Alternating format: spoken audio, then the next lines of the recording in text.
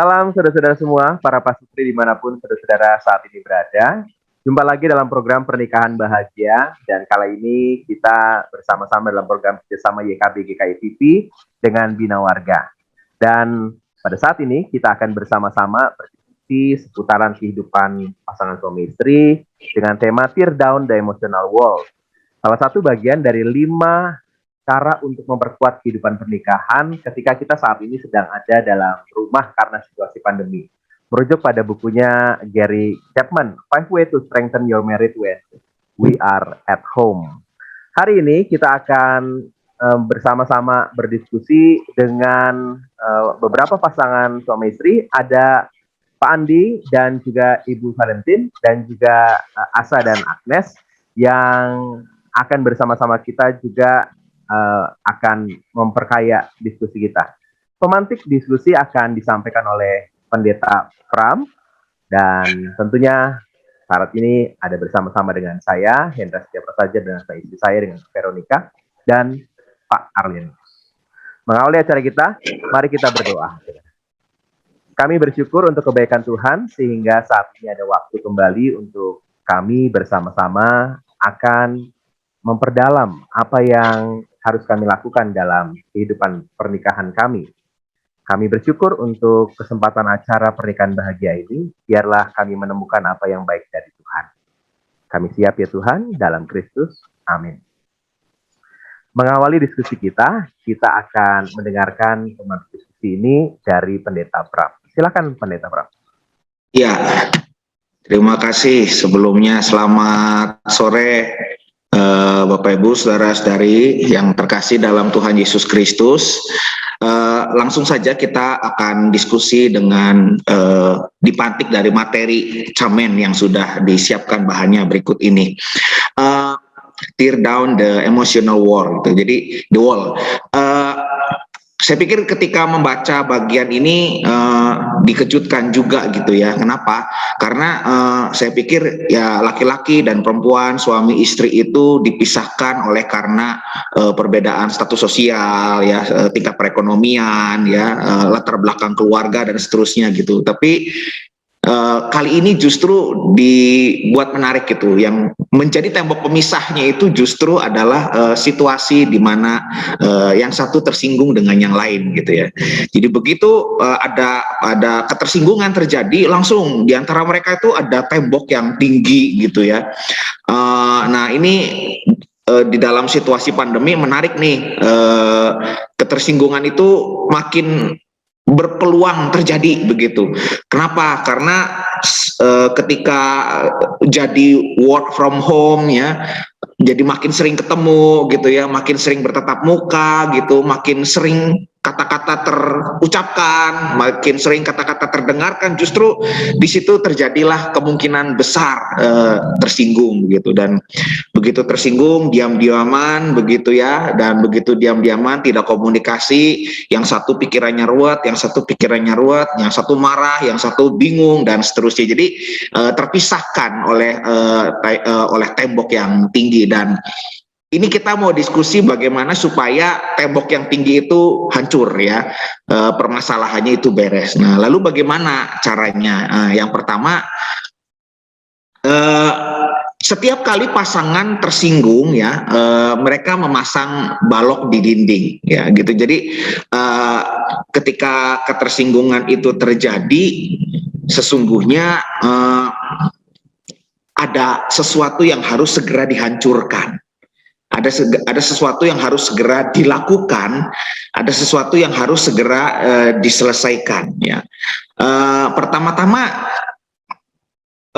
sadar bahwa ketika ketersinggungan terjadi itu, yang satu akan merasa begitu marah, yang satu akan merasa begitu kaget ya. Mereka ada dalam situasi yang sama-sama tidak menyenangkan ya. Jadi langkah pertama untuk menyelesaikan persoalan itu adalah menyadari gitu bahwa baik yang laki-laki maupun yang perempuan ya, dua-duanya itu sama-sama ada dalam situasi nggak enak yang ya ayo mari kita buat situasi ini jadi lebih enak, jadi situasi ini jauh lebih baik gitu. Apalagi tatap muka yang makin sering itu sebenarnya ya berpeluang juga makin bikin enak begitu ya kalau nggak cepet-cepet diberesin. Nah, ini yang menarik adalah bagaimana langkah pertamanya. Satu, ya, setelah menyadari ada bagian yang telah membuat tersinggung, ya marilah ekspresikan rasa bersalah, ya ekspresikan malu, ekspresikan rasa sakit, ya bahwa ada perilaku yang telah sangat menyakiti gitu. Jadi ini mendorong kita untuk jadi jujur dengan pasangan kita tuh. Saya tuh yang salah gitu. Saya tuh malu melakukan ini kepada kamu gitu. Saya tuh sakit loh. Ya. Saya tuh telah menerima perlakuan yang sangat menyakiti. Jadi dibuka dengan keterbukaan seperti ini itu harapannya masing-masing pasangan itu mau mendengar dan menerima dengan lapang hati, dengan kejujuran gitu. Nah ini maksudnya ingin mengatakan bahwa repot kalau misalnya masing-masing pasangan justru tidak mau membuka diri. Ya dia menutup, ya dia diam, ya dia tidak mau berbicara, ya dia tidak mengekspresikan apa-apa. Nah itu agak susah memulai untuk meruntuhkan temboknya itu tadi gitu ya. Yang kedua, yang Camen juga pernah yang Camen katakan adalah mari memulainya dengan meneruskannya dengan permintaan maaf ya.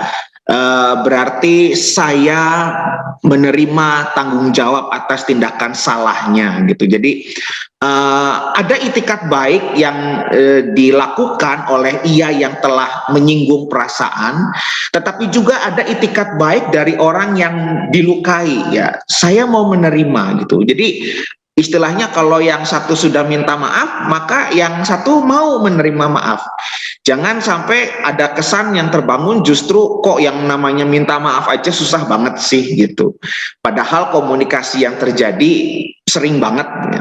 Dan bisa dengan berbagai macam cara begitu ya. Nah, yang kedua yang penting juga dalam bagian ini adalah bahwa maaf itu kan nggak bisa dengan kata-kata aja gitu, tapi memang ada satu tanggung jawab yang harus dilakukan bahwa setelah ini rusak, setelah ini ada yang salah, maka harus ada diperbaiki, harus ada yang dipulihkan, harus ada pengorbanan yang kemudian dilakukan, dan itu terlihat dengan jelas. Jadi ketika yang terluka itu melihat bahwa oh yang sudah minta maaf ini pasangan saya ini adalah dia yang mau bertanggung jawab, itu akan membantu memulihkan situasi yang ada. Yang berikutnya, bukan hanya tentang mengatakan saya minta maaf, ini tentang membuatnya benar ya. Jadi minta maaf itu kan sesuatu yang terjadi setelah ia melakukan kesalahan ya.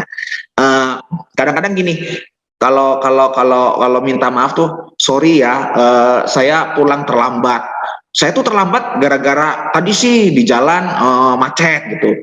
Aduh sorry ya, saya lupa kasih kabar ya. Habis itu sih handphonenya baterainya habis gitu. Jadi kesannya minta maaf itu harus dimaafkan karena ada alasan-alasan yang sangat masuk akal gitu. Padahal ya udah harusnya kan minta maaf nggak mengangkat alasan gitu ya, tapi mengangkat penyesalan. Nah ini kadang-kadang Pak Sutri ini yang suka jadi soal adalah ketika minta maaf yang diangkat itu alasan bukan penyesalan begitu. Udah ini salahnya saya ya, baterai drop karena nggak bawa power bank ya, macet ya sebenarnya juga karena ya nggak bisa ngatur waktu dengan baik dan seterusnya gitu.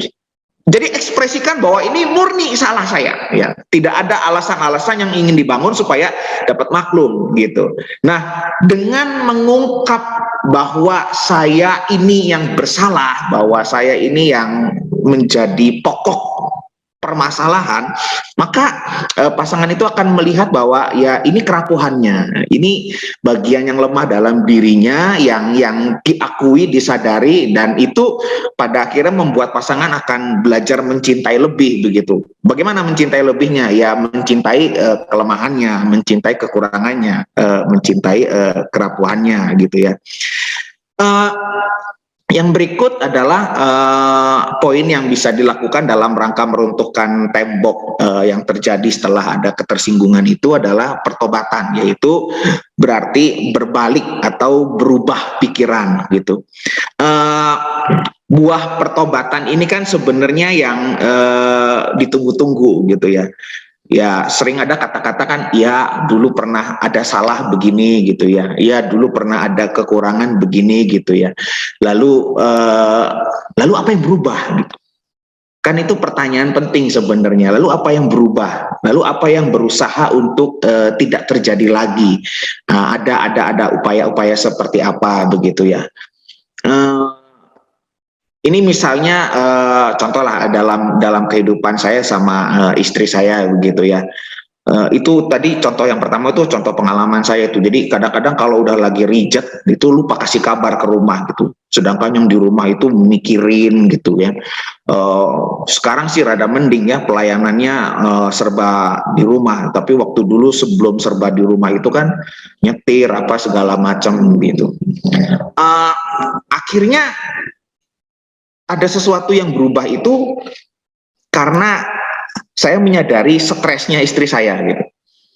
Jadi pulang terlambat dan gak ada kabar, itu begitu saya tanya baik-baik gitu ya, kenapa sih kamu marah-marah kalau saya nggak kasih kabar? Tahu nggak yang di pikiran saya tuh apa, kata istri saya? 1, tabrakan. 2, pingsan.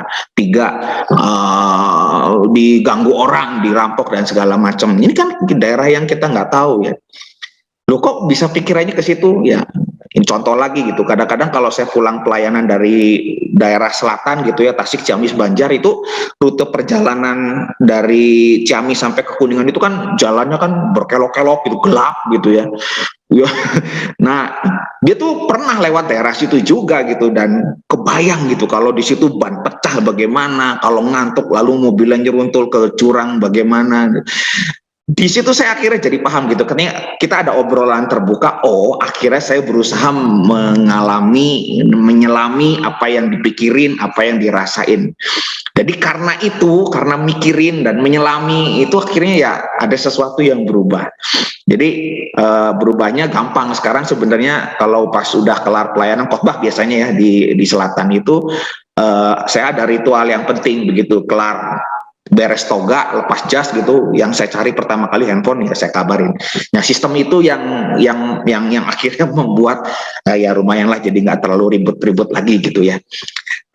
Yang berikut, jadi permintaan maaf itu tidak hanya mencakup maaf, tetapi juga meminta pengampunan. Jadi pada bagian ini Camen pengen mengatakan bahwa meminta pengampunan itu dalam rumah tangga itu mesti ada kesadaran kerendahan hati begitu ya.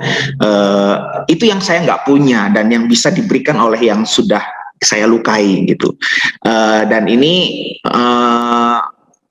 menuntut ke lapangan hati dari masing-masing pasangan ya, lapang hati untuk rendah hati dan lapang hati untuk melepaskan maaf, untuk memberikan maaf gitu ya. Jadi kata-kata permohonan maaf itu belum selesai sebenarnya ya, tapi perlu dilanjutkan dengan sikap yang mau minta ampun dan melepaskan pengampunan. Pada bagian ini Camen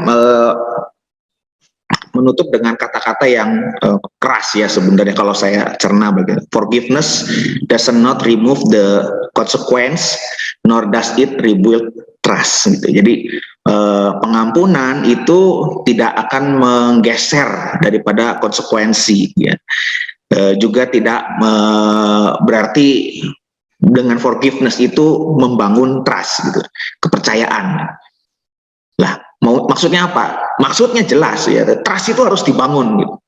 Jadi setelah terjadi luka, setelah terjadi maaf, setelah terjadi pengampunan, ini ada sesuatu yang harus dilakukan. Apa? Membuat dia trust, membuat dia percaya, membuat dia yakin bahwa percakapan ini berarti, pengampunan itu berarti, maafnya itu berarti, ada sesuatu yang baru. Jadi sebenarnya akhirnya Camen pengen bilang bahwa lihatlah dengan peristiwa ketersinggungan itu akan ada hal besar yang menjadi pengalaman mereka berdua sebagai suami istri dan ada perjuangan yang harus dilakukan yaitu sama-sama saling harus membangun rasa percaya. Kurang lebih itu materinya Pendeta Hendra. Terima kasih Pendeta Pram, kita sudah dihantar nih untuk ngobrolin lebih lanjut nantinya. soal memaafkan ya. Memang sangat mudah ya dan sangat mudah tersinggung di saat-saat situasi pandemi ini ketika ada situasi stres ya. Apalagi kalau kita di rumah lalu hubungannya nggak begitu baik ya dalam situasi yang juga eh, tidak stabil juga begitu ya, itu pasti menghasilkan sesuatu yang problem banget ya untuk kehidupan relasi kita. Nah, ada beberapa hal yang tadi Pendeta Pram sudah sampaikan ya kepada kita soal ada banyak sekali hal-hal yang biasa ya muncul dalam hal-hal soal memaafkan dan meminta maaf begitu. Ini seringkali muncul adalah seringkali kita cari alasan bukan penyesalan begitu ya. Lalu kita perlu juga melakukan sebuah pertobatan atau perubahan sikap setelah kita meminta maaf. Dan kalau pasangan yang akan memaafkan, tadi Pendeta Pram mengatakannya, perlu kelapangan hati. Dan penting untuk juga sadar akan konsekuensi memaafkan itu adalah juga usaha untuk membangun kembali trust di antara kehidupan dengan pasangan. Kita akan coba memperdalam hal-hal tentunya berdasar pada pengalaman para pastor yang hadir pada saat ini tentang bagaimana kita bersama-sama itu meruntuhkan tembok dan kita mau bisa membangun trust kembali. Sebelumnya, mari kita ikuti beberapa informasi berikut ini.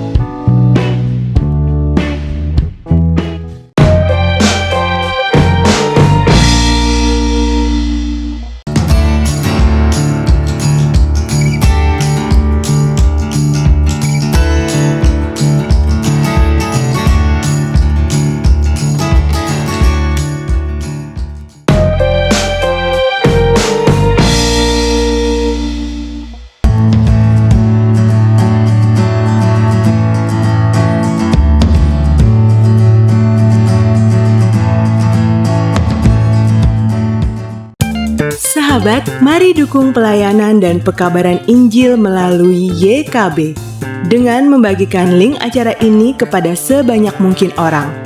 Dukungan juga dapat saudara lakukan dengan mentransfer dukungan finansial ke rekening BCA ke nomor 450 305 2990 450 305 2990 atas nama Yayasan Komunikasi Bersama.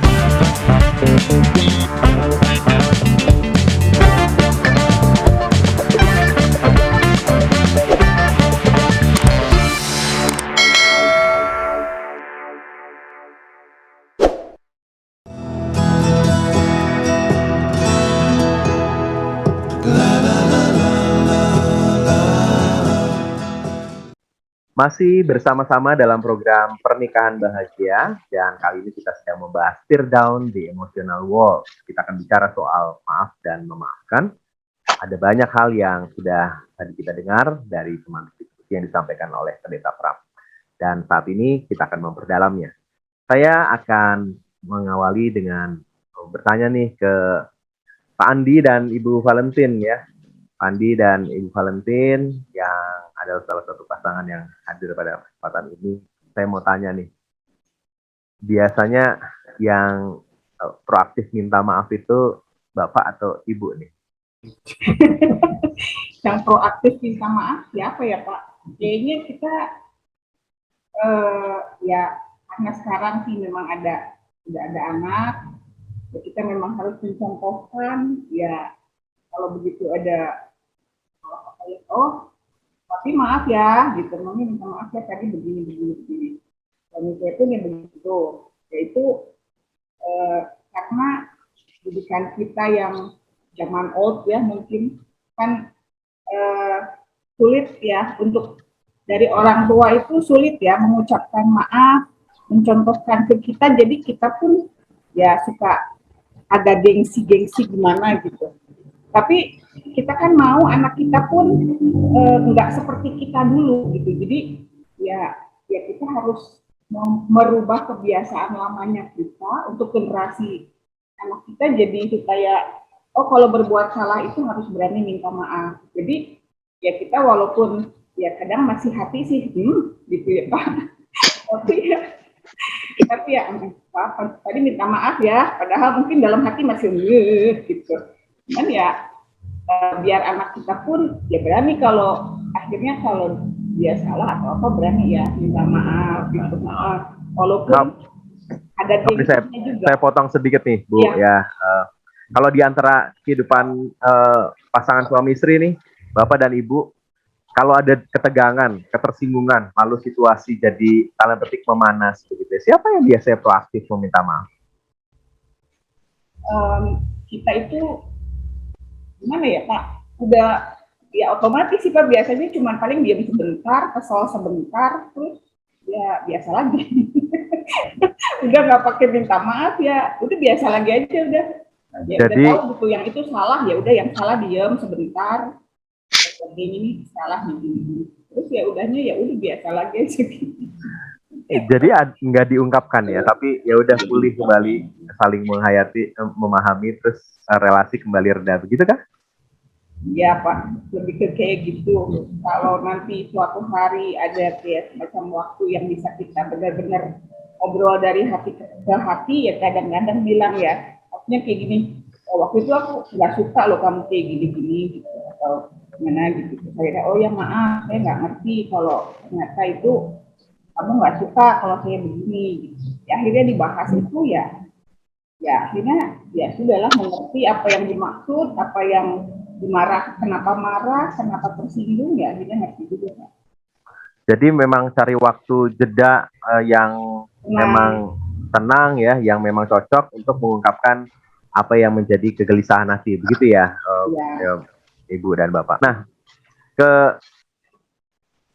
ini rekan Asa dan juga Agnes nih ya, seberapa sering tembok dalam relasi itu berkenaan dengan tema kita ya, karena ada sesuatu ketersinggungan, lalu akhirnya menjadi penghalang, dalam istilah bahasan kita kan ini tembok emosional ya. Itu terjadi dalam relasi Asa dan Agnes ya. Seberapa sering sih ketegangan-ketegangan yang terjadi? Ya, Pak Hendra, kalau ditanya ketegangan itu seberapa sering terjadi, itu dalam usia pernikahan kami yang masih sangat muda, masih sangat baru, itu masih cukup sering terjadi. Ada momen-momen kami lebih mengenal lagi, tapi ada juga momen kami belajar. Jadi kalau misalkan tadi seperti pertanyaan sebelumnya, siapa yang minta maaf atau segala macam, kalau dari sisi saya nanti istri saya bisa menambahkan, Agnes bisa menambahkan, kami belajar untuk menyampaikan apa sih yang ternyata menjadi pemicu ada bersih tegang, ada yang memicu potensi ada tembok itu tuh apa, sehingga keduanya sama-sama tahu oh ternyata perihal itu seperti itu. Nah, istri saya mungkin Agnes. Silakan Agnes, kalau ada yang mau ditambahin silakan. Iya, kalau dari saya itu memang biasanya itu kalau ada suatu masalah, memang kita cari dulu sih, seperti yang dibilang suami saya, kita cari dulu masalahnya apa. Nanti kata maaf itu biasanya akan datang secara otomatis gitu, seperti yang pasangan sebelumnya sampaikan. Kemudian biasanya juga ada beberapa momen juga yang kita harus, seperti kan kita menikah baru ya Pak, baru seumur jagung lah. Jadi memang kadang itu memang ya masih ada gengsi-gengsi seperti itu. Jadi memang ada beberapa poin yang mungkin masalah yang sedikit berat seperti itu. Biasanya kalau minta maafnya butuh waktu, seperti coba untuk calm down dulu dan merenungkan introspeksi salahnya di bagian mana sih saya gitu. Jadi setelah itu baru kalau sudah reda baru minta maaf seperti itu. Oke, jadi ini kita punya dua pasangan yang satu langsung bisa ya memaklumi ya, karena mungkin usia pernikahan juga udah cukup panjang. Lalu ada pasangan yang memang ya perlu untuk apa menerima situasi yang kadang ini menimbulkan ketersinggungan ya. Benar nggak Agnes kalau ketersinggungan itu seperti istilahnya yang dibahas pada kesempatan ini adalah membangun tembok relasi Agnes dengan Asa ya? Jadi canggung atau ada sesuatu yang nggak lagi cair gitu karena ada ketersinggungan? Mungkin awal-awal memang mungkin ada ya rasa seperti itu. Cuma kita memang belajar untuk bagaimana untuk dapat segera menyelesaikan masalah supaya tidak berlarut-larut. Jadi memang harus rendah hati dan mau menerima gitu loh Pak. Balik lagi nih ke Pak Andi dan Ibu Valentin nih. Kalau itu nyari waktu ya untuk akhirnya meminta maaf, itu selama waktu itu belum tiba, gimana tuh rasanya, Bu Valentin dan Pak Andi? Kita juga sebetulnya nih masih pengantin baru Pak. Baru 15 tahun. Jadi setiap hari masih ya belajar terus. Gimana ya? Selama waktu itu ya sebetulnya sih udah ada Pak. Maksudnya udah dengan seiring berjalannya waktu kita udah tahu sifat masing-masing, udah tahu apa yang dimaksud masing-masing. Sebenarnya udah ya paham aja begitu. Namanya kesel ya tetap ada ya, sekali ada kesel. Cuman kalau dibilang sampai gimana ya enggak ya, untuk sampai saat ini sih kita nggak pernah sampai berantem hebat atau gimana ya untuk masalah-masalah perselisihan di antara kita gitu. Kalau saya tipenya orang yang banyak bicara gitu ya. Jadi maksudnya kalau apa yang saya rasakan itu bisa langsung saya keluarin saat itu juga. Kalau dulu sebelum ada anak sih saya bisa dengan bebas saya ngomong, saya gini gitu. Suami saya tipe yang ngedengerin aja, udah apa yang saya keluarin ya dia denger gitu. Nanti setelah sayanya cooling down ya mungkin bisa besok atau 2 hari atau berapa hari kemudian nanti dia bisa bilang, kamunya ya jangan begitu, kalau kamu begitu jadi nanti kamu kan kayak gini gitu. Di saat yang seperti itu saya dikasih tahu ya saya bisa, oh iya maksudnya saya pun ada salahnya gitu. Jadi yang menurut saya kemarin itu saya itu benar, saya itu emosi nih kayak gini ya, nanti tuh bisa masuk di saat itu ya. Jadi akhirnya ya oh ya udah mengerti ya. Lama-lama kesini apalagi ada anak ya kita udah nggak pernah saya tuh udah bisa menahan diri, nggak langsung nyerocos apa yang saya lagi rasain, kesalahan saya langsung dikeluarin ya. Sekarang sih saya enggak gitu, udah paling ya itu cari waktu itu, saya nggak suka nih kamu kayak gini gitu. Tapi berarti udah dalam situasi yang emosi udah bisa diredam ya kalau kayak gitu ya. Maksudnya kita bicara juga kan nggak bisa berantem atau gimana, nanti kedengeran pasti ditanya mami papi kenapa gitu, pasti kan nanya begitu. Jadi ya udah sampai kesini ya udah lama-lama ya udah ngerti sendiri aja. Oh nih kalau suami saya nggak suka nih kalau kayak gini, ini lagi nggak suka. Dan mungkin dia juga sama, oh nih istri saya nih kalau kayak gini nih lagi nggak suka, lagi apa ya udah diemin aja, nanti juga baik sendiri. Kebanyakan segitu Pak kalau sekarang. Pak Andi, apa sih yang jadi penghalang terbesar sehingga Bapak nggak mau minta maaf? Pasti pernah dong. Atau jangan-jangan nggak pernah juga? Ini pasangan yang baik sekali. Jadi bukan ucapan sih Pak ya. Bukan keluar ucapan maaf, tapi mungkin dari tindakan. lebih mengekspresikannya lewat tindakan. Jadi kalau suami saya ini bukan tipe orang yang dari omongan, tapi dia dari tindakan dia lebih perhatiin saya atau gimana gitu. Jadi ya itulah permintaan maafnya.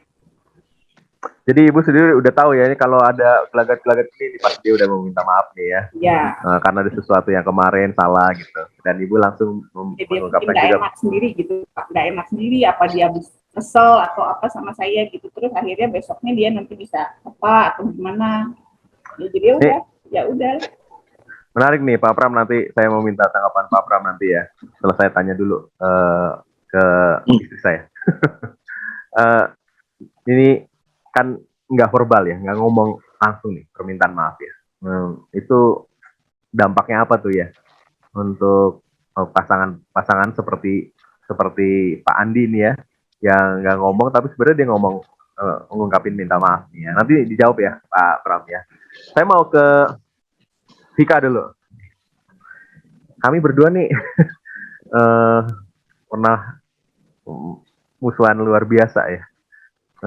Tegang luar biasa karena situasi yang luar biasa juga. By the way, yang diharapkan oleh perempuan ya, ketika pasangannya itu berbuat salah, itu apa sih?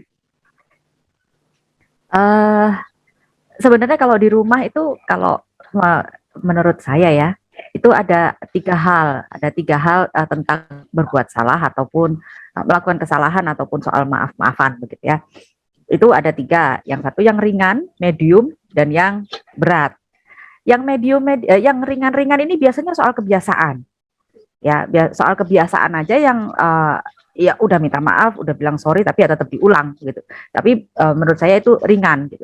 Karena masih bisa dimaklumin. Misalkan contohnya ya, kalau misalnya ini contoh Pak Hendra ini kan karena sudah mulai umur ya, jadi biasanya sudah mulai di atas jam 5 sore ini asam lambung mulai naik ya, jadi suka sendawa gitu. Oh bisa jadi dalam 15 menit berapa kali sendawa gitu. Awal-awal saya ingetin jangan gitu, kenceng soalnya gitu ya. Iya sorry gitu. Terus kemudian sudah sering diingetin, masih sering diulang juga, saya pelototin ya, terus mukanya sudah mulai pucat gitu, tapi tetap aja ya setiap hari, tapi masih bisa dimaklumin, maka buat saya juga ya daripada harus ditahan ya, nanti daripada ini apa namanya malah sakit gitu, masih bisa dimaklumin. Kemudian yang medium saya pikir itu sudah sesuatu kesalahan yang membuat kondisi itu menjadi lebih runyam. Nah, biasanya memang seperti yang tadi sudah disampaikan oleh Ibu Valenti dan Bapak dan juga Agnes dan juga Asa, itu harus dibicarakan. Nah, ini biasanya memang sudah lebih serius. Dan kemudian yang tahap yang berat, yang menjadi konflik yang bisa mengakibatkan kepahitan atau luka di salah satu pasangan. Kalau itu yang menurut saya. Kalau dari pertanyaan Pak Hendra, biasanya perempuan mengharapkan apa? Itu tergantung. Seperti tipe seperti apa sang istri, karakternya seperti apa, wataknya seperti apa. Ada yang cuek-cuek aja, meskipun misalnya mengingatkan, kemudian itu sudah minta maaf atau apa, dan cenderung mudah memaafkan, cenderung mudah memaklumi dan menerima, maka bisa jadi ya sudah, masalah selesai di situ. Ada tipe yang suka, dalam bahasa Jawa ya, biasanya orang bahasa Jawa bilang ngundat atau mengungkit. Ada yang suka begitu, sudah minta maaf, tapi ketika nanti terjadi lagi itu diungkit. Kemarin kan aku sudah bilang, dan lain-lain. Ada juga tipe yang bisa jadi mudah tersinggung dan lain-lain. Tipe seperti apa ya, itu pasangan kita, istri ini orangnya seperti apa. Ada yang dia sangat tersentuh dengan kata-kata, maka dengan hanya sedikit mungkin maaf ya atau seperti itu, dia akan luluh gitu ya, hatinya sangat lembut begitu. Mengingatkan pun mungkin juga sangat lembut. Ada yang begitu, ada yang bisa dengan keras juga karena memang dia mungkin orangnya keras. Jadi itu memang tergantung. Saya pikir ada juga tuh ya, di Bina Warga kan juga ada tuh tentang 5 bahasa cinta ya, mungkin dari situ banyak ada bahasa sentuhan, ada hadiah ya lewat benda dari situ bisa tahu sih saya tipenya seperti apa. Oh, ternyata saya sangat senang dengan kata-kata yang lembut kepada saya. Saya senang ketika orang membantu saya di rumah dan lain-lain. Saya pikir ya dengan pengenalan itu sih mungkin bisa lebih tepat gitu. Jadi nggak ngasal juga nantinya minta maaf dan memaafkannya. Itu mungkin. Kalau buat Vika sendiri yang diharapkan gimana? Kalau saya ya karena kalau saya sih kalau selama kita di rumah ya sudah sangat bisa masih dalam tahap ringan semua. Karena mungkin dulu itu berat ya, jadi sudah dan sudah bisa terlalui, jadinya sekarang sudah lebih apa ya? Karena nggak lebih berat dari yang dulu sih, jadinya dengan ya saya pikir dengan saling mengingatkan, misalnya soal yang tadi contoh sederhana itu, saya bilang saya dengan hanya melotot aja mungkin Pak Hendranya udah ngerti, itu bahasa komunikasi yang menurut saya ya sesudah itu udah gitu. Itu mungkin karena sudah ya ini nggak ada apa-apanya gitu dan bisa dimaklumi. Jadi buat saya terlalu sering mengatakan maaf juga saya pikir nggak baik ya. Bukan nggak baik tapi kok sepertinya juga nggak tepat gitu kalau dikit-dikit maaf juga sepertinya kok nggak inilah gitu. Ya begitulah. Baik, terima kasih Vika. Jadi seru ya acara ini, jadi makin tahu kita. Ini karena antara pendeta dengan Vika mungkin gini nih. Tadi kan Vika banyak bicara itu dari aspek yang ia lakukan. Mungkin karena saya ambil hal sendiri sementara hostnya dulu udah, karena ini untuk pendeta dan Vika. Kalau Hendra melakukan tadi kan entah kesalahan apa S, M, apa lagi sih? L begitu ya. Yang Vika harapkan misalnya, kamu jangan gitu dong. Ulang lagi. Yang kamu harapkan dari dia selain tentu perubahan itu pasti. Apa gitu? Yang diharapkan ketika ada permintaan maaf gitu, Pak.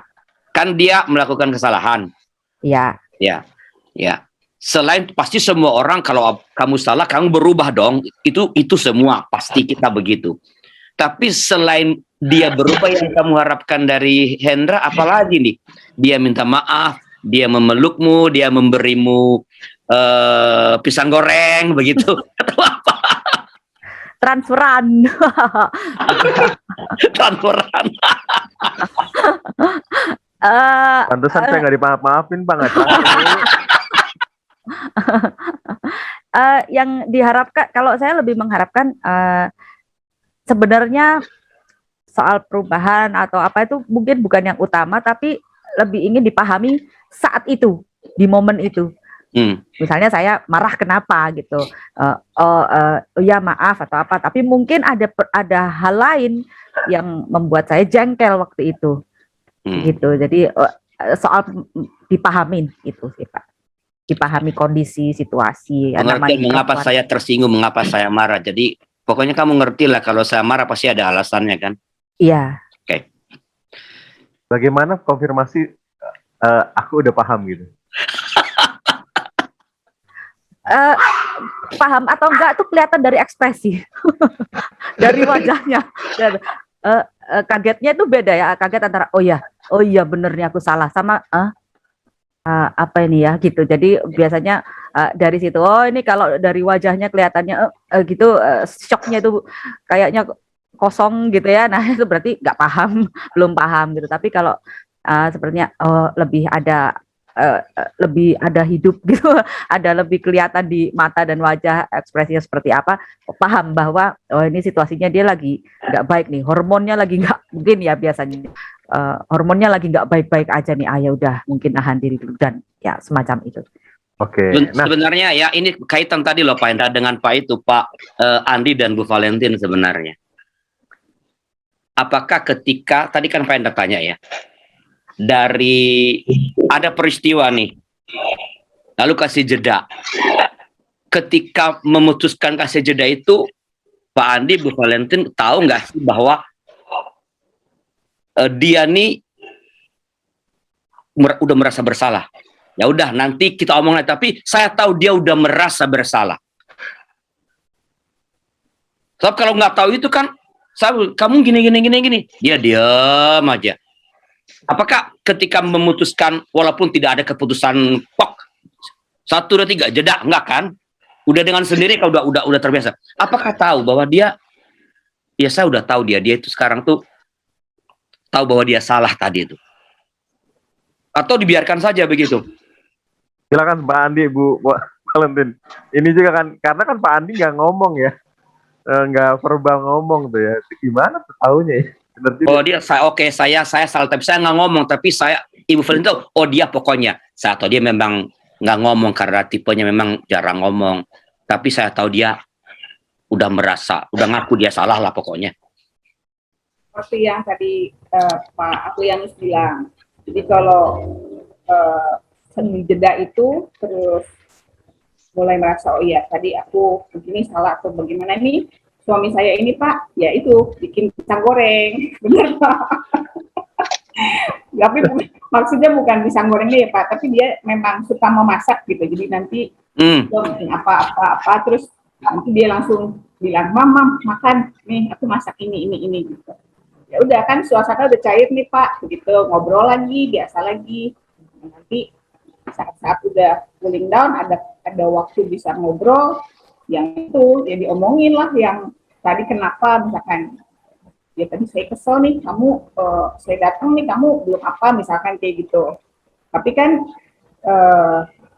dia kesel melihat saya yang belum melakukan apa yang dia mau di rumah, kan saya juga ada alasannya gitu ya Pak. Nanti setelah dia tahu alasan saya kenapa, oh ya udah gitu, ya sudah gitu. Masalahnya ya sudah, sebenarnya sih masalahnya sepele-sepele ya. Kalau udah sampai sekian lama kita bersama ini mah ya sepele-sepele sih Pak. Cuman kesel-keselan begitulah. Kalau Bu, saya nambahin dikit ya Bu. Kalau Bu Valentin sendiri harapannya apa sih? Pak Andi ngomong atau ya udahlah itu mah memang tipe dia, saya maklumin aja. Kalau dulu iya Pak. Kalau dulu ya maksudnya kenapa sih begitu? Saya suka nuntut, kamu kesel kenapa? Gitu. Kamu ada masalah apa di tempat pekerjaan atau apa? Kenapa dibawa ke rumah tiba-tiba marah gitu Pak? Kan dia itu tipenya mendem. Kalau saya tipenya kan apa yang saya kesel saya keluarin, udah saya lepas Pak, udah gitu. Tapi kalau dia itu tipenya mendem, jadi apapun yang terjadi di tempat pekerjaannya atau mungkin dia ketemu apa masalah yang rumit tuh dia jarang cerita. Jadi dia kesel, dia sampai ke rumah, keselnya tumpah ke saya Pak. Apapun yang saya, jadi saya tuh kadang nggak tahu saya kenapa ya, kok dia tiba-tiba kesel sama saya gitu, yang begitu datang tuh dia langsung kesel. Kalau saya kan begitu datang, kalau saya dapat masalah dulu di tempat pekerjaan itu saya langsung cerita, tadi saya begini gitu. Jadi saya kasih tahu kekesalan saya yang saya bawa itu karena saya mengalami kejadian apa, maksudnya saya mau dia mendengarkan keluhan saya. Tapi kalau tipe suami saya enggak, dia kesel, dia pendem, keselnya nanti saya kena kebagian imbas di rumah gitu. Dulunya begitu Pak. Lama-lama kan saya sering tanya, kamu keselnya sebenarnya kenapa? Ya di saat udah cooling down itu sering kali jadi saya tanya. Kalinya sih dia kesel, saya kesel. Ya itu membangun tembok, bener Pak. Maksudnya dia kesel, saya kesel. Ini orang kenapa ya? Saya salah apa ya gitu?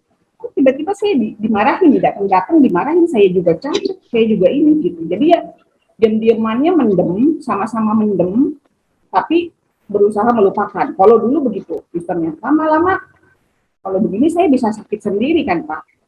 Jadi akhirnya saya tanya, kamu kenapa? Sebenarnya tuh ada masalah apa? Saya itu kenapa? Kenapa kamu tiba-tiba marahin saya? Saya melakukan apa? Ya kalau misalkan itu memang kesalahan saya, dia bilang, kamu kenapa saya suruh kamu begini-begini, kamu belum melakukan misalkan. Nanti saya kasih tahu alasannya.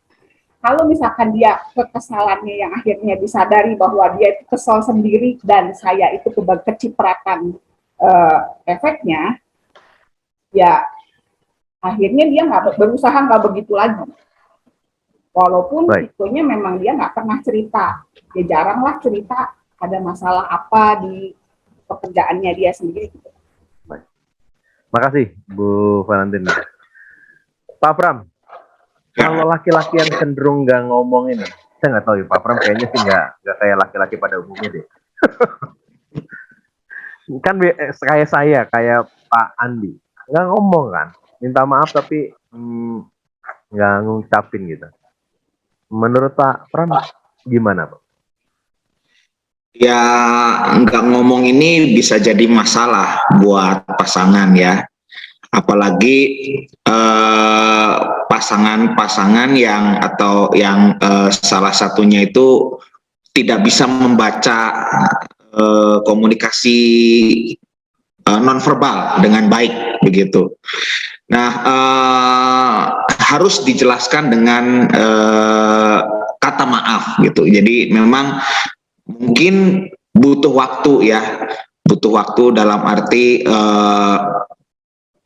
dia mau meresapi dulu apa yang salahnya, dia mau cooling down dulu dengan situasi hatinya begitu. Tapi bagi saya sih harus tetap diungkapkan gitu bahwa itu nanti ya ada masalah gitu. Apa ya? Soalnya ini kan kaitannya dengan emosi ya, dengan emosi yang ada dalam diri setiap orang ya. Saya punya emosi, pasangan saya punya emosi gitu. Jadi dan emosi-emosi ini yang kalau kemudian sama-sama lagi bergejolak begitu ya, jadi satu sama lain tuh jadi nggak nyambung gitu ya. Satu sama lain tuh kayak seakan-akan perang begitu ya. Jadi tadi kenapa sih istilahnya ada wall emosional gitu. Jadi kayak tembok yang satu dengan ada tembok gitu ya. Jadi yang satu ada di belakang tembok, yang satu ada di belakang tembok gitu. Jadi semacam kondisi perang gitu, kondisi berlawanan, kondisi yang saling melukai, saling menyakiti. Nah, ini kan mesti segera dihentikan gitu. Nah, Camen kan pengen bilang bahwa ya kalau begitu berhentilah perang. Kalau begitu berhentilah ada di belakang tembok begitu. Bagaimana? Ya hancurin temboknya gitu. Ya terbuka ya, berkomunikasi, bicara dari hati ke hati gitu ya. Jadi satu sama lain sama-sama paham gitu. Emosinya, ketersinggungannya, latar belakangnya begitu ya. Dan tadi kan Camen juga melengkapinya dengan ayo mari kita belajar tentang bagaimana mengampuni ya. Ini ada satu poin lagi nih tentang pengampunan ya. Jadi kalau pengampunan tuh harus beres loh. Dalam arti gini, Anu berbuat salah satu kali ya, udah diampuni, berbuat salah lagi ya jangan dihitung jadi 2 kali. Kalau dihitung 2 kali berbuat salah berarti yang pertama belum diampuni gitu. Tapi kalau berbuat salah diampuni 0 ya, berbuat salah diampuni 0 ya, 0 lagi jadi kembali ke 0 lagi gitu. Jadi apa yang kemarin ya jangan diperhitungkan. Kalau diperhitungkan namanya belum beres gitu. Makanya tadi kan sering ada yang katanya diungkit lagi, diungkit. Nah ini persoalan mengungkit-ungkit ini nih berarti pengampunannya nggak beres gitu. Dan yang namanya maaf itu ya maaf dengan sesungguh-sungguhnya, ya mengampuni juga mengampuni dengan sesungguh-sungguhnya gitu. Gitu Pak Hendra. Baik, jadi penting banget untuk mengungkapkan dan responnya tentunya meminta maaf ya, meminta maaf dan mengampuni. Kalau enggak, tembok emosinya tuh akan makin tebal, makin tinggi dan memisahkan relasi kita ini. Dan emosi yang tidak dikenali itu bisa berpotensi banyak hal lagi ya, apalagi kalau ya, dalam situasi pandemi satu rumah begini. Nah, tadi kan perempuan udah nih, istri-istri udah ngomong harapannya kalau si suaminya salah tuh minta maafnya, ngomong lah begitu ya. Ini kita cek sama Asa nih. Asa, kalau Agnes melakukan kesalahan, terus dia minta maaf nih, mau minta maaf ya. Harapanmu sebagai laki-laki, dia tuh ngomong minta maafnya kayak gimana? Sejauh ini Pak, yang saya harapkan dari istri saya kalau minta maaf, itu sudah terpenuhi Pak caranya. Saya akui istri saya ini punya cara unik kalau ada kesalahan yang dilakukan ataupun dia meminta maaf. kadang kalau harapan saya sebelum menikah itu, saya punya harapan kalau ada sesuatu tuh ngomong, jangan diem, jangan apa namanya disimpan sendiri poin-poinnya. Di pernikahan kami justru itu muncul. Kadang kalau tadi dari kisah cerita dari Bu Valentin dan Pak Andi, ada cerita yang satu nggak ngomong, satu ngomong, itu sempat kami alami. Lalu tiba-tiba kalau sekarang nih lagi ngobrol, situasinya udah lebih tenang, kami akan ngomong dulu. Jadi udah paham belum poin yang bikin kami saling ribut itu apa, yang bikin kami saling ada ketersinggungan apa, kesalahpahaman apa. Tapi udah lebih dalam situasi bisa senyum-senyum segala macam, dan secara tiba-tiba aja istri saya bisa bilang, ayo manikur pedikur. Buat saya itu sisi keunikannya dia, karena begitu dia udah bisa bercanda tiba-tiba ngomong manikur pedikur, kalau suasana hatinya udah lebih aman. Tapi kalau misalkan istri saya yang suka makan mie ayam, tiba-tiba saya ajak ayo makan mie ayam dan dia masih diam, oh berarti masih butuh marah. Lebih kurangnya begitu, Pak. Jadi nggak perlu diomongin, nggak ngarepin omongan seperti perempuan. Kalau sejauh ini udah, Pak. Sejauh ini tuh udah dapet yang Jadi diharapin. ngungkapin dengan Jadi verbal keunikan ya. Oh penting, Pak. Kalau itu saya akui itu penting, dan respon lebih lanjutnya itu juga penting. Jadi jangan sampai baru diomongin secara verbal udah enakan, tiba-tiba ajak makan mie ayam lalu saya nggak nurutin, itu perang lagi, Pak, buat saya. Jadi respon setelah itu juga itu berpengaruh. Oke, sip. Jadi kita udah ngobrolin nih ya, masing-masing dari pihak laki-laki maupun perempuan, apa yang diharapkan ketika pasangannya melakukan kesalahan, cara meminta maaf seperti apa yang diharapkan, kita sudah bahas. Kita akan bahas selanjutnya soal bagaimana setelah itu dimaafkan, apa harapan-harapan terbesarnya ya. Tadi Pendeta Pram mengatakan soal ketika sudah memaafkan, maka kita harus berusaha untuk membangun trust lagi. Gimana caranya nih ya? Kita akan ikuti itu setelah informasi berikut ini.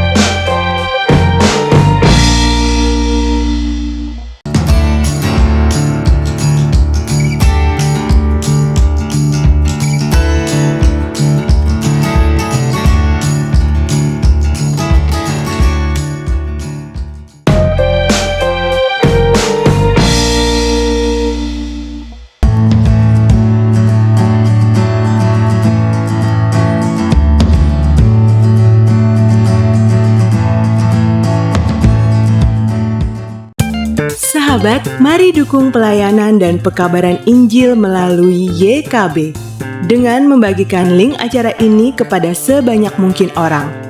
Dukungan juga dapat saudara lakukan dengan mentransfer dukungan finansial ke rekening BCA ke nomor 450 305 2990 450 305 2990 atas nama Yayasan Komunikasi Bersama.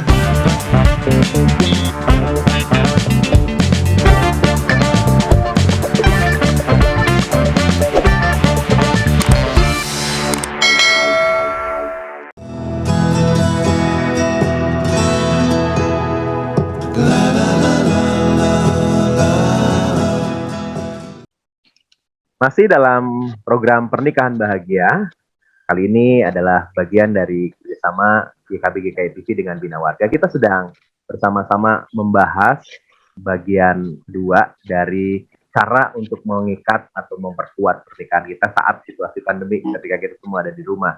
Kita sedang ngobrolin soal fear down the emotional wall.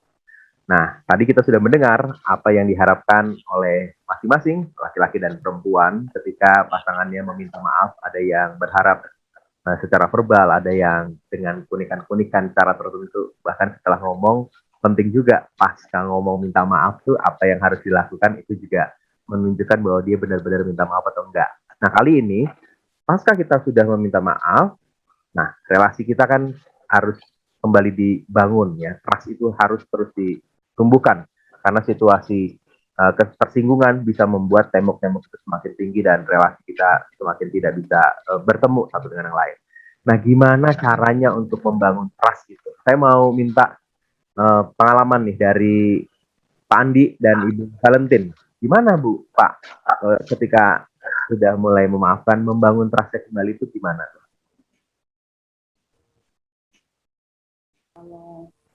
Kebetulan kami ini di saat pandemi seperti ini, malah di saat banyak waktu menghabiskan waktu bersama-sama di rumah, ya disitulah kita lebih betul-betul memahami maksud satu sama lain, apa yang jadi apa ya, yang dulu kelihatannya begitu bermasalah, hal kecil pun sepertinya bikin sebel gitu ya. Tapi kalau sekarang mungkin ya sehari-harinya melihat seperti ini orangnya, jadi malah mungkin ya di saat-saat seperti ini kita lebih saling paham ya Pak. Jadi maksudnya nggak usah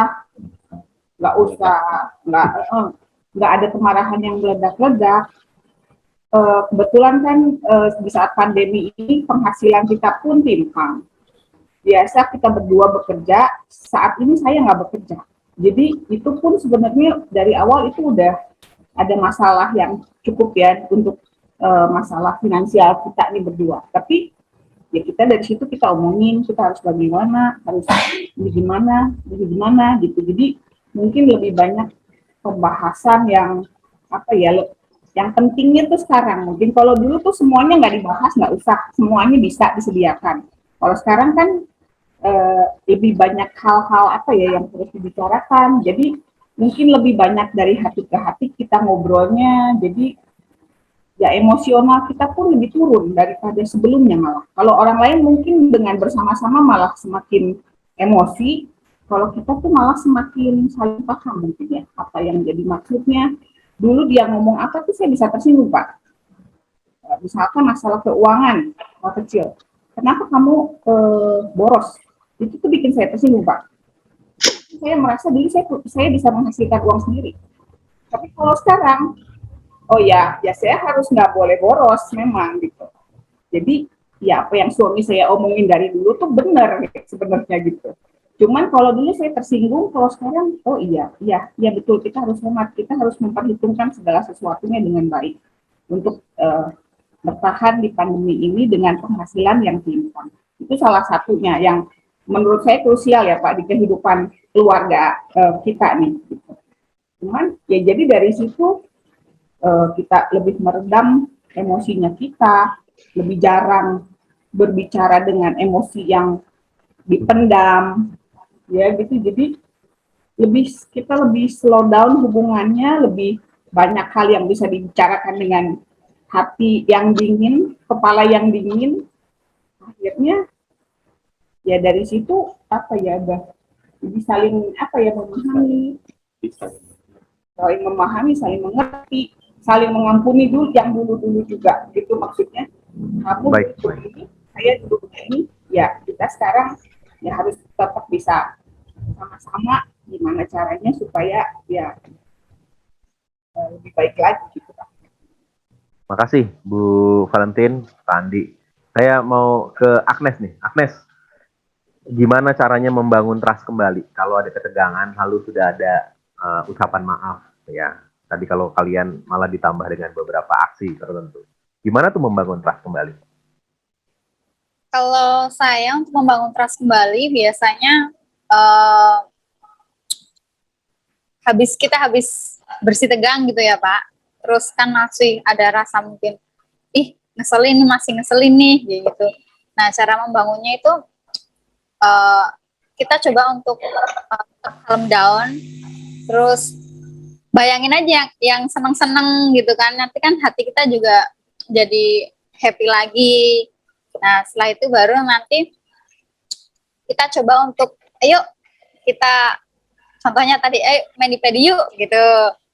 Ceritanya buat aja situasinya tuh jadi nyaman, jadi enak lagi gitu. Nah dari situ nanti bisa timbul rasa-rasa yang udah nggak kesel, ya udah gitu aja. Kalau saya sih kalau marah hari itu ya udah gitu, selesai ya sudah gitu, nggak terus berlarut-larut seperti itu sih. Jadi ya Baik. cepat selesai gitu aja sih Pak. Baik, terima kasih Agnes ya. Jadi sebenarnya membangun trust juga bisa dilakukan dengan membangun kebiasaan-kebiasaan yang memang mempererat cinta kita, menumbuh, menguatkan kembali rasa sayang kita dengan pasangan kita ya. Dengan tentunya cara-cara unik tiap pasangan berbeda-beda ya. Ada yang masakin, Pak Andi tadi masakin, ada Agnes dan Asa mani-pedi ya. Nah, kalau Vika gimana, Vika? Apa tantangan paling berat untuk membangun kembali trust ketika tembok itu udah tercipta? Gengsi, harga diri, ego. Itu yang biasanya susah ya. Karena kalau ego kan merasa bahwa aku punya alasan yang kuat gitu misalnya ya. Atau harga diri, persoalan harga diri juga, dan ya itu tadi gengsi yang ya itu kan itu mungkin contoh-contoh tembok yang akhirnya terbangun, dan kebanyakan orang kan nggak menyadari itu sehingga temboknya makin kuat, makin tinggi dan makin keras gitu. Ini kan namanya tembok emosional ya. Ada nggak perasaan gini, kalau aku misalnya ya melakukan kesalahan terus minta maaf, kamu tuh membangun trustnya pengen memuaskan emosimu dulu gitu. Ini kesempatan nih ya, dia lagi salah nih gitu. Ada begitu nggak? Kalau sekarang enggak, kalau dulu mungkin iya. Perlu ada satu waktu emosi itu harus benar-benar dibuang gitu, karena mungkin sudah numpuk tanpa disadari. Jadi tapi kalau sekarang sih, mumpung bisa keluarin gitu, enggak, kalau sekarang enggak, karena sudah bisa berkatarsis gitu ya, maksudnya sudah mengerti dan sudah paham bahwa aku bisa mengeluarkan sampah-sampah emosiku dengan cara seperti ini. Jadi nantinya ketika ngobrol pun juga karena siapa lagi yang bisa menghancurkan emotional wallku kalau bukan aku, kalau maksudku kalau saya berpikir begitu ya gitu. Jadi ya menenangkan diri dulu, keluarkan sampah-sampah emosi dulu, baru supaya ngobrolnya juga sudah nggak seperti dulu, ada kesempatan hajar, keluarkan itu semua. Jadi ini penting banget ya, bahwa ketika mengampuni pun sebenarnya ini bicara soal emosi ya, bicara soal egosentrisme juga gitu. Kalau pasangannya udah minta maaf tapi pengampunan itu nggak dibuka, temboknya itu masih tetap tinggi ya. Itu jadi emosional wall-nya masih tebal dan tinggi, dan itu relasi antar pasangan nggak bisa pulih lagi. Kita udah denger nih ya soal gimana cara membangun trust dari beberapa pasangan yang hadir saat ini. Nah, saya mau ke Pak Arlianus nih. Pak Arlianus, dalam situasi ini, dalam bahasan kita soal emotional wall dan bicara soal memaafkan dan mengampuni lalu membangun trust kembali, apa-apa aja sih Pak yang perlu ditekankan ya, apa-apa yang perlu juga jadi pelajaran penting nih di antara Pak Putri ini? Silakan Pak, kalau ada yang mau disampaikan. Ya, makasih Pak Hendra. Jadi yang pertama dulu ya, kan tadi kan dari penjelasan Pendeta Pram bahwa kunci supaya meruntuhkan tembok emosi ini adalah kesediaan memaafkan atau kemudian mengampuni. Ya, itu kan bagian terakhir tadi. Jadi supaya emosi kita, emosi positif tentu saja, rasa cinta kita tidak terhalang kepada pasangan karena kita tersinggung atau karena kita terluka, itu mesti diruntuhkan. Tadi Pendeta Prab sudah memberikan beberapa catatan dari Chapman gitu. Jadi mengapa orang mesti sadar mengapa kita harus memaafkan orang atau dia yang mengecewakan, yang menyinggung kita, karena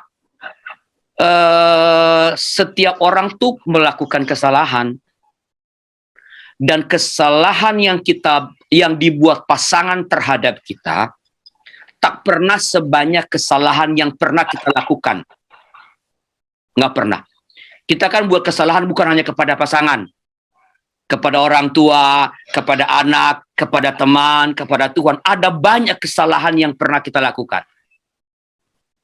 Kita perlu sadar bahwa kesalahan yang dibuat pasangan tidak pernah sebanyak yang kesalahan yang pernah kita buat. Karena itu kita wajib hukumnya, ini bukan sunnah, wajib hukumnya untuk memberi maaf.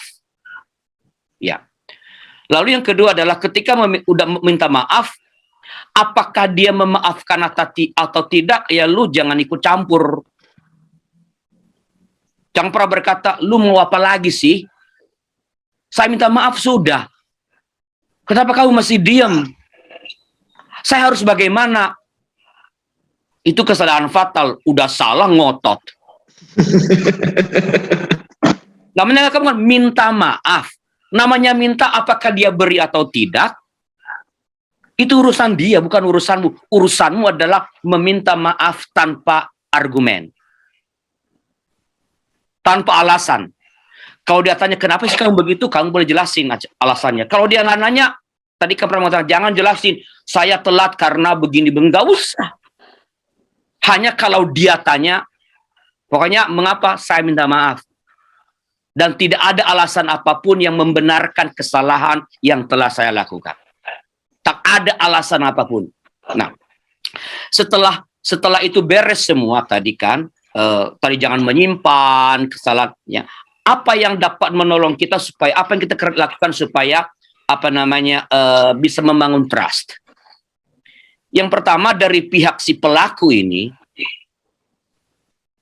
harus sungguh-sungguh menunjukkan penyesalan. Ini bukan berarti tak akan pernah terulang, bisa saja mengulangi lagi. Dalam keadaan tidak terkontrol, kan dosa kan terpeleset. Mana ada orang yang sangat terpeleset. Tetapi yang penting adalah kesungguh-sungguhan menunjukkan bahwa saya sungguh-sungguh menyesal dan karena itu saya berusaha keras untuk tidak melakukannya lagi. Bahwa nanti kita lakukan lagi, pastikan bahwa ketika kita melakukannya, pasangan kita mengatakan, ya saya tahu kau sudah berusaha dengan sungguh-sungguh. Maka saya mengerti mengapa kalau engkau jatuh, saya ngerti karena saya tahu engkau telah sungguh-sungguh berusaha. Jadi tunjukkan rasa sesal dan tekad untuk kita mengulangi. Bagi yang dilukai, yang dibuat kesel, ini sebenarnya kalau untuk membangun trust, itu jauh lebih besar kerjaannya. Apa itu? Pertama-tama tolonglah dia untuk yang pertama tadi. Tolonglah dia supaya dia bisa menunjukkan rasa penyesalannya. Tolong dia supaya dia tak melakukan lagi. Karena orang yang bersalah punya kecenderungan untuk mengulangi kesalahan yang sama sebenarnya. Orang yang bersalah sangat sukar karena deras. Apalagi kalau tadi pakai istilahnya Vika, kalau kesalahannya itu yang L, large. Apalagi kalau XL, XXL kesalahannya. Ya, semakin besar engkau merasa dilukai, semakin besar engkau merasa dibuat tersinggung, harus semakin besar usaha yang engkau berikan untuk menolong dia. Karena kalau saya merasa bersalah kepada sisa, agak sukar, bisa salah tingkah tuh. Karena salah tingkah, takut begini salah, takut salah, malah benar-benar melakukan kesalahan yang baru. Nah, karena itu, sekali lagi, karena itu, yang dilukai, yang tersinggung itu harus menolong, yang terluka, yang menyembuhkan. Menolong. Semakin besar engkau merasa dilukai, semakin engkau merasa dibuat tersinggung, harus semakin besar juga usahamu untuk menolong dia. Ayo. Ketiga, membicarakan secara bersama-sama step by step, karena setiap pasangan kan punya cara masing-masing. Oke. Apa yang kita perlu lakukan bersama? Ya. supaya ini terjaga, supaya kita dapat saling percaya lagi, ya. Berusaha passing over, menyeberang. Kalau saya yang melakukan kesalahan, kalau saya yang melukai pasangan saya, kalau saya yang membuat pasangan saya tersinggung, apa yang saya harapkan dari dia? Itulah yang Anda lakukan. Jadi dalam proses membangun trust tadi itu, sang terluka, dia yang tersinggung punya tanggung jawab jauh lebih besar daripada dia yang menyinggung. Karena yang harus percayakan yang tersinggung kan, hanya saya yang bisa membuat saya percaya. Karena itu bekerja keraslah supaya engkau dapat percaya lagi padanya. Begitu penilaian Anda. Wow, ini jadi sama-sama berat ya. Minta maaf itu berat. Ternyata memberi maaf juga ada tuntutan untuk melakukan sesuatu pemulihan trust yang berat juga. Makasih Pak Arlianus, keren banget. Pak Pram, sebelum Pak Pram kata-kata penutup, ada pertanyaan nggak nih? Dari Vika katanya mau tanya nih. Silakan, Vika. Seringkali saya mau nanya, mungkin nanti Pak Hendra, Pak Pram, sama Pak Arlianus bisa menjawab secara singkat-singkat ya, para pendeta-pendeta. Kecenderungannya ketika ada yang konseling, ya misalnya ada masalah, terluka dan lain-lain, itu kan yang dinasehatkan adalah kamu harus memaafkan, kamu harus mengampuni. Tapi memang itu benar bahwa memang kita diajarkan begitu. Tapi kebanyakan konseli itu bingung. Sebenarnya sepertinya aku udah memaafkan, tapi kok masih ternyata kok belum gitu. Kok ternyata masih sangat mengganjal gitu. Jadi kebanyakan orang mungkin bingung, Pak. Caranya gimana melepaskan maaf yang memang sungguh-sungguh aku memaafkan, aku mengampuni, melepaskan maaf atau pengampunan yang memang itu itulah yang dicari. Langkah atau tipsnya mungkin Bapak-bapak pendeta bisa memberikan sedikit jawaban supaya mungkin yang sedang bingung saat ini seperti apakah pengampunan yang harus aku berikan itu bisa sedikit terbantu. Terima kasih. Dari saya deh, sebelum nanti Pak Arlianus, habis itu Pendeta Pram, sekaligus menutup ya, Pak Pram. Dari saya, kalau kita mengampuni, kalau versinya ini adalah pihak yang memberi maaf, begitu. Kalau kita masih gelisah, masih ada sesuatu yang nggak lalu tenang, lalu kita mau memulihkan lagi, jangan-jangan kita emosi-emosinya itu masih terpendam dan kita belum memaafkan. Sama juga dengan mereka yang meminta maaf ya. Kalau memang kita belum mampu menunjukkan perubahan, jangan-jangan kita memang belum merasa bersalah full ya, hanya masih ada banyak sekali alasan. Jadi memaafkan, mengampuni akan berdampak pada ketenangan emosional, sesuatu situasi yang sangat-sangat tenang karena kita sudah mengaku bertobat atas segala kesalahan dan juga menerima mereka yang salah dengan ketulusan karena situasi itu akan memulihkan relasi dan itu yang membuat emosi kita tenang. Itu dari saya. Pak Arlianus, silakan. Iya, jadi mungkin yang pertama adalah kan niat memaafkan kan sudah ada, tapi kok masih mengganjal. Bagaimana supaya bisa lepas? Yang pertama adalah menerima bahwa memang saya lagi masih marah sama dia. Dan yang kedua, bahwa saya masih marah ini, that's okay. Tidak ada dosa dengan itu.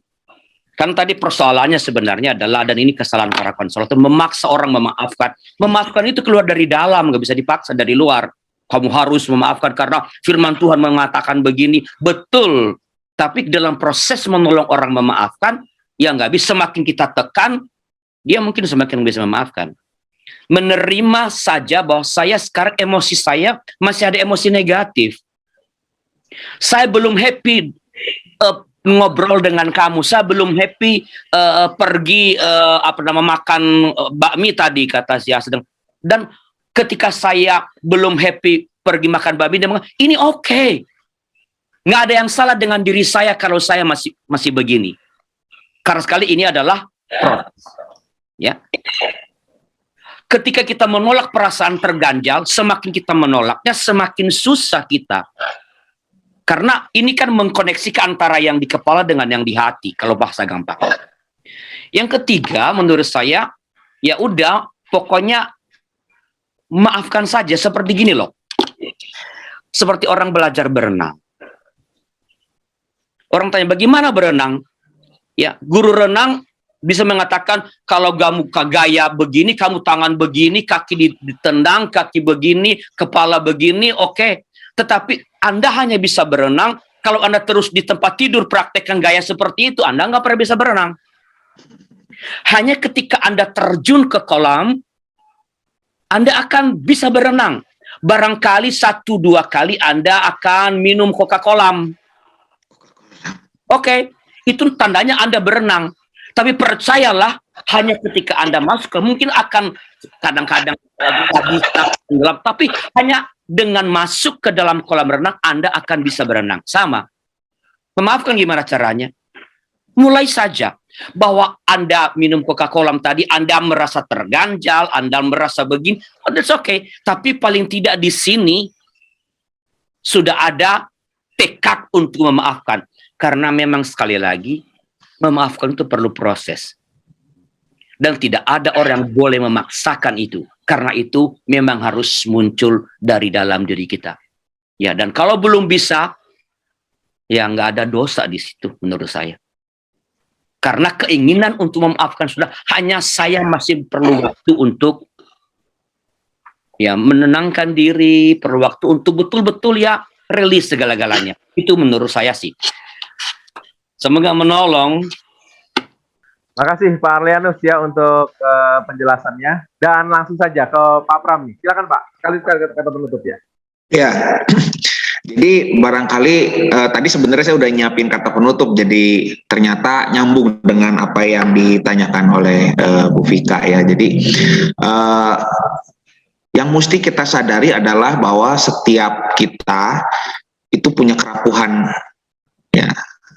Suami punya, istri punya, dan kerapuhannya itu menyebabkan ia melukai. Jadi kalau misalnya seseorang tersinggung oleh kata-kata, maaf ya, misalnya tadi yang diceritakan oleh Bu Valentin bahwa irit, itu kenapa dia tersinggung? Ya karena dia pernah punya pengalaman dulu tentang itu bersama dengan orang tuanya, begitu ya.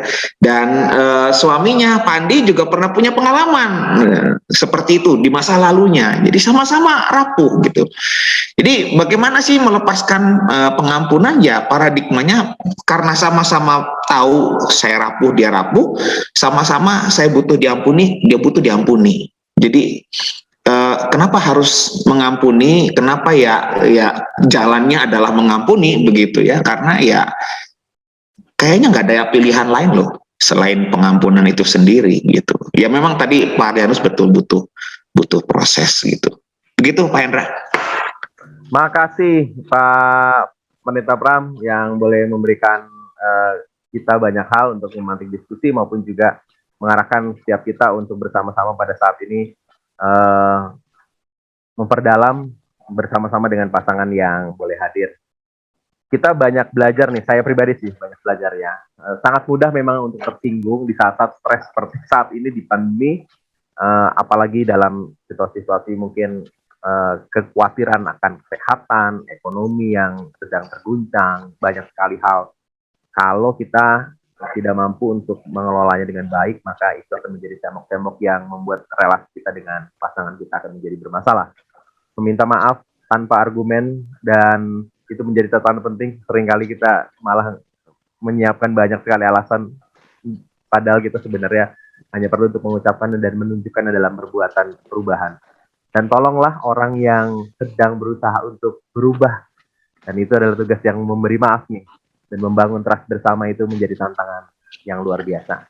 Efesus 4 ayat 32, firman Tuhan mengatakan gini, hendaklah kamu ramah terhadap seorang yang lain, penuh kasih mesra dan saling mengampuni, sebagaimana Allah di dalam Kristus telah mengampuni kamu.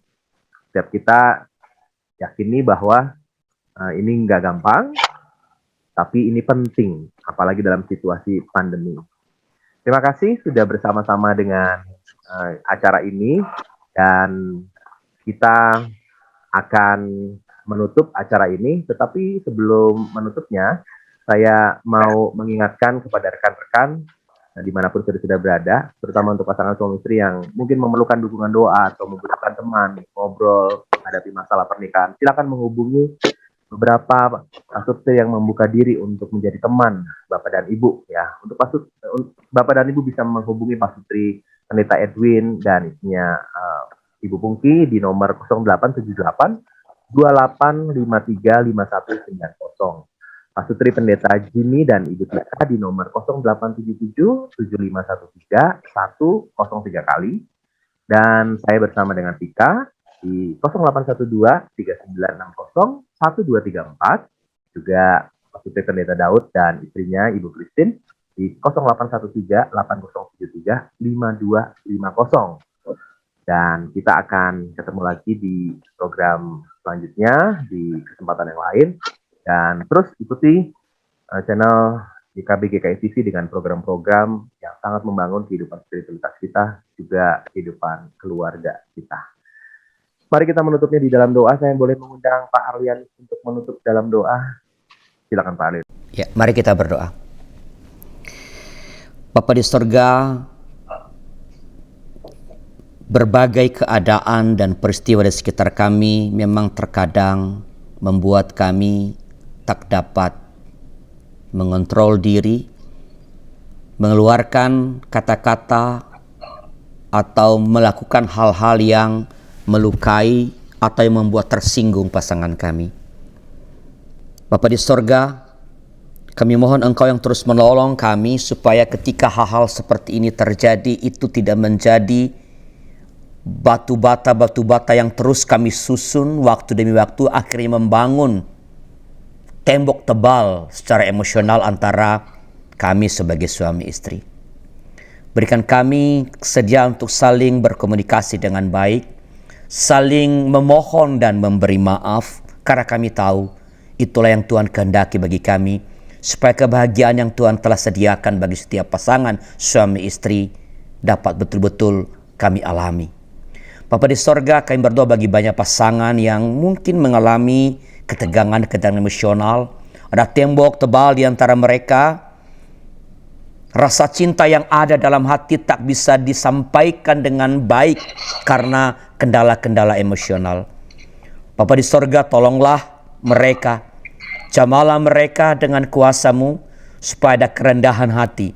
Boleh saling memulai percakapan, dan oleh itu mereka boleh saling memulai percakapan apa yang perlu mereka lakukan, dan boleh saling meminta maaf seorang dengan yang lain.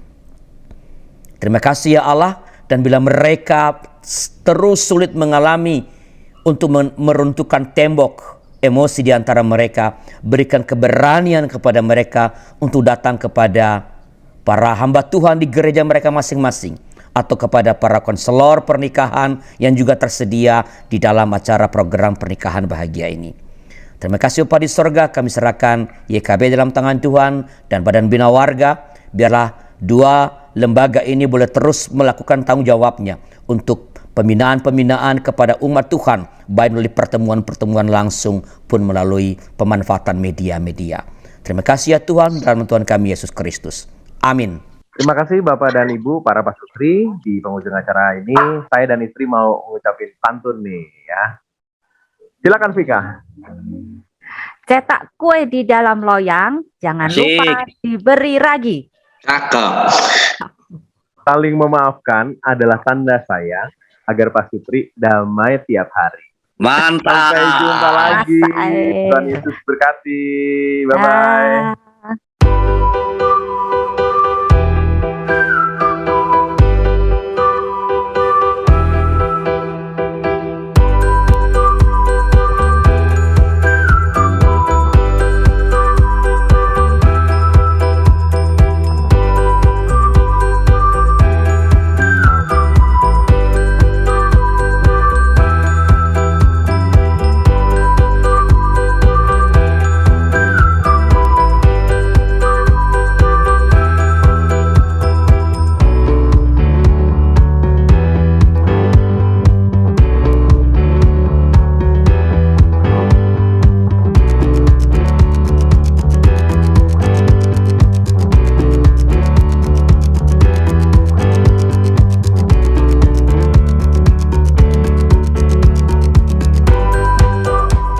Sahabat, mari dukung pelayanan dan pekabaran Injil melalui YKB dengan membagikan link acara ini kepada sebanyak mungkin orang. Dukungan juga dapat saudara lakukan dengan mentransfer dukungan finansial ke rekening BCA ke nomor 450 305 2990 450 305 2990 atas nama Yayasan Komunikasi Bersama.